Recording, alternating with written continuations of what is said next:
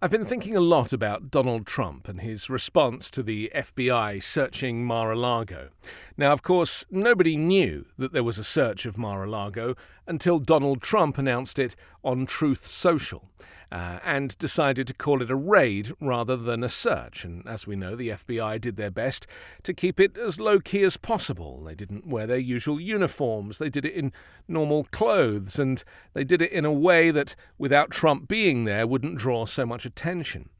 But Trump is using this to galvanize the hatred and the division in American society.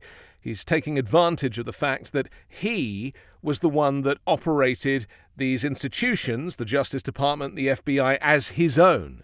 When he was in office, he corrupted these departments just by nature of the way he used them, the way he communicated with them, and the staff that he put in at the top of these organizations.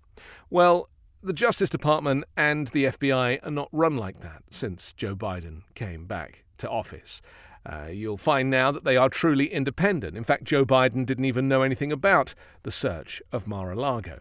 And it's kind of impressive that Merrick Garland would step up and just kind of put Trump back in his place by saying that this was done properly and professionally under the law, because, of course, nobody is above the law.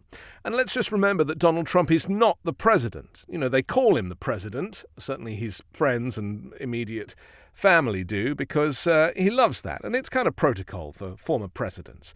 He still thinks he is the president, and that's why he's aggrieved. He's also aggrieved because he doesn't realize that rules apply to him.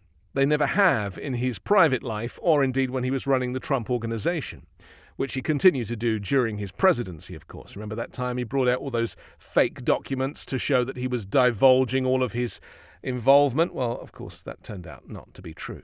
He is the boss. Nobody is above Donald Trump at the Trump Organization or the Trump campaign. He is the king of his castle.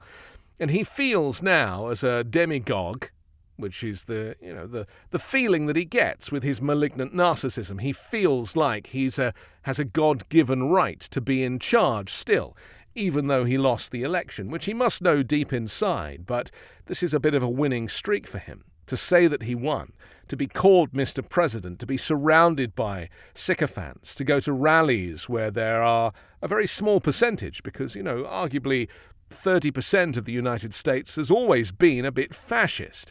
And these are the people that are interested in him. These are the people that continue to support him.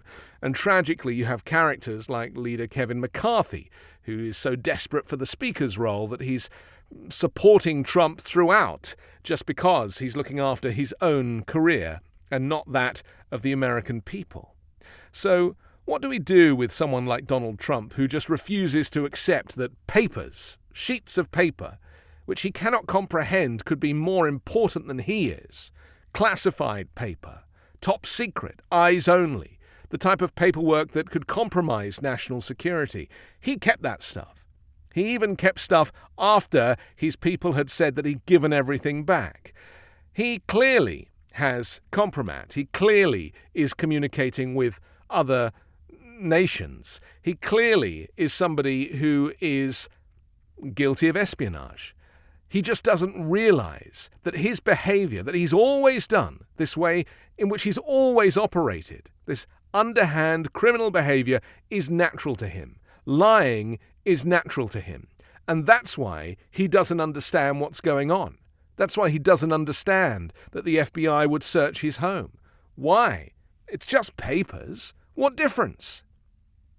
His personal self-interest is more important than any of the laws of the land that you or I have to fall in line with. And that is why Donald Trump needs to be prosecuted. And that is why the people around him need to realize that the game is up. There is nowhere else to hide. It's time for him to go to jail.